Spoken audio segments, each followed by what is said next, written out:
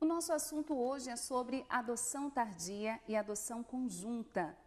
E para falar sobre esse tema, nós viemos aqui no Tribunal de Justiça do Estado de São Paulo, no Fórum da Comarca de Cachoeira Paulista, onde nós temos dois entrevistados que vão nos esclarecer. Eu tenho a alegria de receber a psicóloga judiciária Marisa de Souza Cardim e o assistente social judiciário, que é o Deison Paulo da Silveira Souza.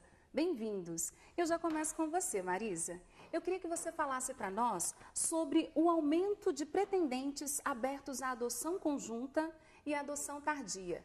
Isso tem crescido, tem diminuído? Como é que anda o Cadastro Nacional? Tem crescido, sim. Em 2011, 17% dos pretendentes aceitavam adotar grupo de irmãos ou adoção tardia. Quer dizer, grupo de irmãos normalmente se remete à adoção tardia, porque normalmente o judiciário coloca uma criança, um irmãozinho de 4 anos ou 2, junto com o mais velho, exatamente para não haver separação dos irmãos. Então, a partir de 5 anos é considerado adoção tardia, porque os casais não aceitam. Tá? A maioria quer no máximo até 5 anos de idade. Em suma, em 2011, 17% dos casais só aceitavam a adoção tardia. Em 2016, 5 anos depois, esse número subiu para 30%. Quer dizer, parece pouco, dentro de um montante de 100%, mas houve um aumento, sim, desse número. Um aumento significativo. Eu sei que no Brasil existe um pouco de preconceito, né? Quais são os mitos, quais são os preconceitos? Você falou para nós que a partir de 5 anos já é considerada adoção tardia. E como é que o brasileiro ele se coloca quando ele faz o seu cadastro, o seu credenciamento no Cadastro Nacional? No cadastro, além dos documentos necessários, eles têm que passar pelo setor técnico, que somos nós, é o psicólogo e o assistente social.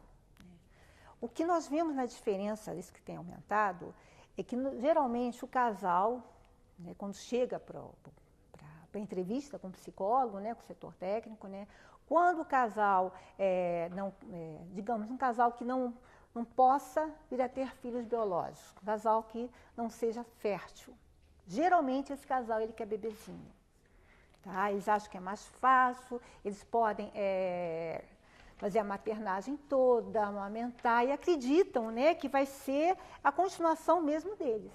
Normalmente eles pedem características semelhantes, olhos assim, a cor, e vai por aí afora, como se nascesse deles. Enquanto que os casais que aceitam mais a adoção tardia são casais que já têm filhos biológicos, são mulheres ou homens solteiros, são casais homoafetivos, que agora o Cadastro Nacional de Adoção abriu. Que isso foi muito bom, daí começou a adoção tardia. Exatamente, são casais mais maduros, que é muito mais fácil, por outro lado, para uma mulher solteira, para um casal que já tem filhos biológicos, pegar uma criança mais velha. É exatamente o oposto, porque não tem que ter aqueles cuidados com o bebezinho, que o bebezinho requer muito cuidadinho, ficar uma grande disponibilidade. Então, e outra coisa, a criança mais velha tem a vantagem que já sabe da história dela também. E você não precisa revelar que ela é uma criança adotada, porque isso é colocado sempre nesse curso que nós fazemos de preparação psicossocial para os casais, sobre a revelação. Nesse contexto, você já está entrando até nos aspectos psicológicos, Então, normalmente, essas são as características dos pais que buscam crianças nessas condições, ou que são irmãos, ou que já passaram dos 5 anos, o que já é considerado uma adoção tardia. Sim. E quais são os outros aspectos psicológicos desses pretendentes, Porque agora a gente nem mais costuma chamar de casais, mas esses pretendentes. Então, é o que eu estou colocando, quer dizer, eles têm o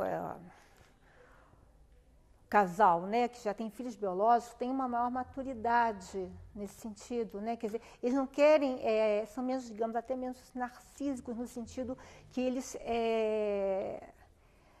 como poderia dizer, não é a continuidade deles, porque já tem o biológico. É uma questão de sensibilidade, diria mais sensibilidade do que essa outra parte de continuação, porque eu não tenho filhos, porque eu sou infértil. E, Marisa, eu queria que você falasse para nós um pouquinho Porque tem muitas pessoas que estão nos acompanhando agora e gostariam de adotar. Mas tem medo das questões psicológicas, não que eles enfrentam, mas das questões psicológicas das crianças. O que você pode falar para nós a respeito disso? Muitos pais têm medos, muitos pretendentes têm medo de adotar crianças a partir de 5 anos, por causa das histórias que a gente ouve falar, que dão trabalho e dificuldades. Dentro da sua experiência aqui na comarca, no estado de São Paulo, o que você pode falar? Os casais acham que as crianças vêm com vícios, né? Tem muito preconceito, muito mito, né? São crianças que vai ser difícil lidar, não vai se adaptar, não vai dar as regras da casa, são crianças rebeldes, né? Eu diria o seguinte, para quem tem filho biológico, 5 anos, seu filho é rebelde. Aos 5 anos, ele também faz birra. O adolescente, digamos, pega uma criança mais velha, 10 anos, né? Quer dizer, ele também faz peraltices? Os filhos fazem. Então, ou seja, só as coisas que são normais dentro do próprio período de desenvolvimento da criança e do adolescente. Compatível, seja uma criança adotada, seja uma criança biológica. Todas têm essa fase de desenvolvimento, vão passar por isso. Que maravilha. Obrigada. A gente continua conversando então sobre isso e agora eu vou falar com o Davidson Paulo. Davidson, eu queria que você falasse, muitas pessoas dizem assim, é muito lento o processo de adoção. Depois que coloca-se a inscrição no Cadastro Nacional, demora muito. Como é que é? Por que essa lentidão?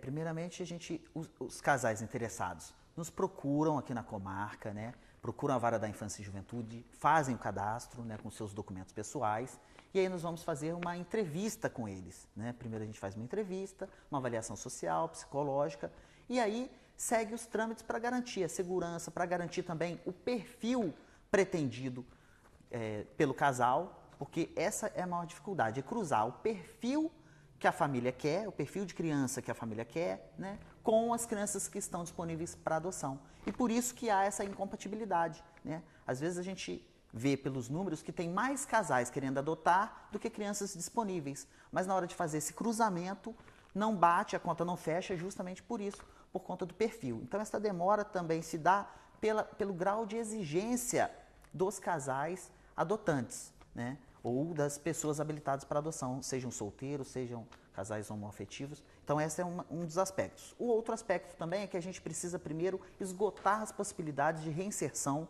familiar na família de origem biológica, né? E aí, sim, após esgotar com o pai, a mãe, a família extensa, que são os tios, né, e os irmãos, aí sim vai para uma família substituta, né? Tudo para garantir o devido processo legal, os aspectos constitucionais, para também não ser arbitrário e tirar uma criança sem esgotar essas possibilidades. A gente sabe que trabalhando com crianças vem toda uma sensibilidade e hoje existe a questão da adoção conjunta que acaba implicando na adoção tardia. O que o judiciário, o que a assistência social aqui da comarca de Cachoeira Paulista, mas de modo geral faz para promover, para fazer com que as pessoas saiam desse quadrado, a gente vai dizer assim, ou quebrem os paradigmas, os preconceitos e deem passos de busca para a adoção conjunta? Nós, do setor técnico aqui, estamos trabalhando para justamente sensibilizar e conscientizar as famílias, né, que estão pretendendo adotar alguém, para que possam adotar grupos de irmãos, crianças mais velhas, né, a partir de 5 anos, que nós temos uma dificuldade de inserção. Então, nós estamos trabalhando focados nisso, na sensibilização e na conscientização desses casais, né? Nós fazemos, periodicamente, por determinação do CNJ, a atualização desse cadastro, desse perfil com as famílias. E a gente vem trabalhando com eles, conversando com cada um deles para explicar a importância de aumentar esse perfil, né? De aceitar crianças um pouco mais velhas, abrir para irmãos, para grupos de irmãos, para crianças e adolescentes que tenham algum problema de saúde, enfim. A gente está trabalhando com eles nesses aspectos, principalmente no tocante à sensibilização e conscientização, para a gente conseguir aumentar o número de crianças e adolescentes adotados aqui na comarca.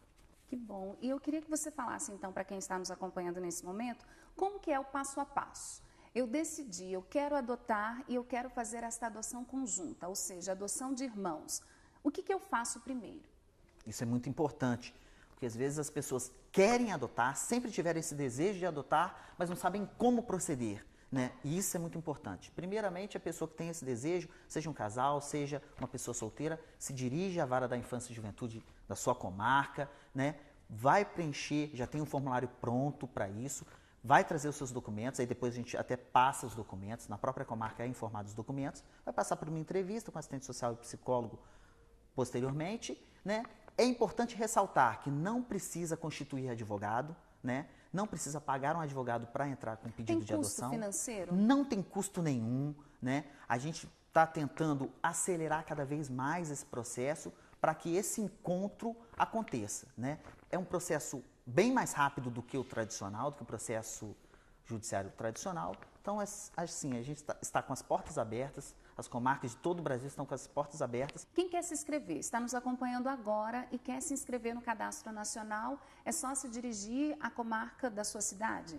Isso, é só procurar a comarca da sua cidade, a vara da infância e juventude da sua cidade, ou a vara civil, né, em caso de não ter a vara da infância e juventude específica, né, e procurar saber quais são os documentos, né, que vai ser dado uma relação de documentos, um formulário para poder fazer a inscrição. Não precisa pagar nada, não precisa constituir advogado, contratar um advogado, que é um custo, a gente sabe, né, e o processo é bem mais rápido do que os processos normais. Que maravilha. Quero agradecer, então, a psicóloga judiciária Marisa Souza, que esteve conosco, também a você, Davidson Paulo, para trazer para nós todas essas informações. E convidamos você a continuar acessando noticias.cançãonova.com. Traremos mais informações a respeito destes e outros assuntos.